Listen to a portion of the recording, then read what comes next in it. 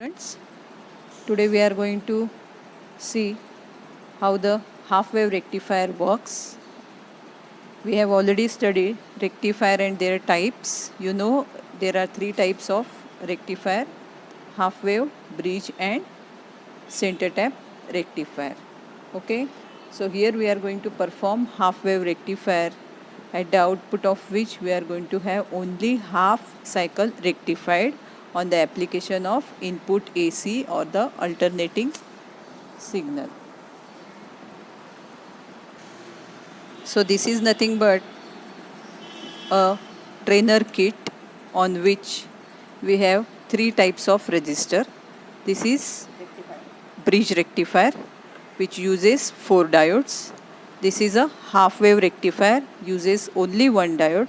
This is your center tap rectifier, uses 2 diodes, and the main change is the centrally tapped transformer, which is the costliest rectifier. Now here we are going to learn the half wave rectifier, its input and output waveform. Okay, so let us see the connection. For the connecting this particular circuit diagram, we need this type of connecting wires. Okay, so this is your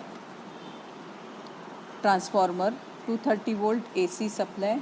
We are taking 230 volt AC supply, that is going to step down. You can see the number of windings at secondary are less compared to number of windings in primary. So this is the step down transformer whose input is always 230 volt and it is designed for 18 volt AC.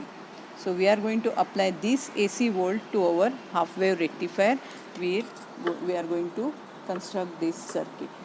So positive terminal of this secondary of transformer is connected to anode of diode, and the negative terminal of this secondary will be connected to negative terminal of the half wave rectifier.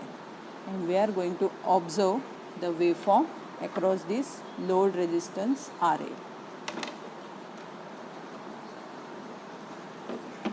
Now, how to observe the waveforms? If you remember, I have shown you one instrument called CRO or the cathode ray oscilloscope.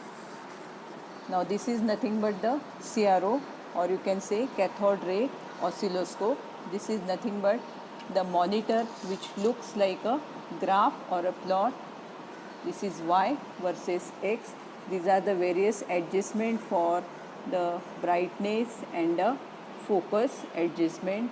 These are the adjustment for adjusting the vertical height, that is nothing but amplitude or the voltage of the particular channel. Particular channel means it is a dual channel CRO having two channels, channel 1 as Y, channel X as Y.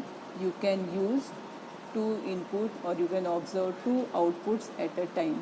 This is time based adjustment for both channels, which is common, and volt per division adjustment is different for both the channels. This is up down arrow shifting your waveform up down for this particular channel. This is up down arrow for channel 2 only. Okay, see here, I am shifting this waveform. Now here I have not given any input, so you will not see any up down for this particular channel. Okay, now this is the connecting wire specially made for CRO connection. This is called as connecting probe. You can see this needle point, which is a positive point, and outside plastic, that is for insulation, and this is shield. Okay, from this we have 2 points as positive and negative. Okay, so you can connect only and only this BNC cable for the connection of CRO. Now let us observe first input voltage, that is AC waveform.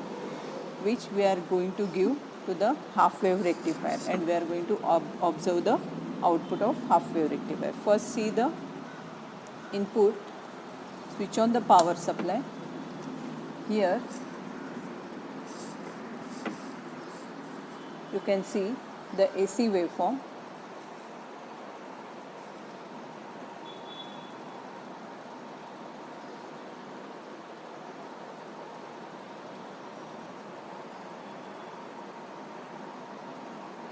This AC waveform is in, so this is your bidirectional AC input waveform. We are going to apply this input waveform to the half wave rectifier, and let us observe the output of half wave rectifier, where you can see the half cycle is rectified. That means only one cycle is getting at the output, that is the half cycle from the full cycle. Okay.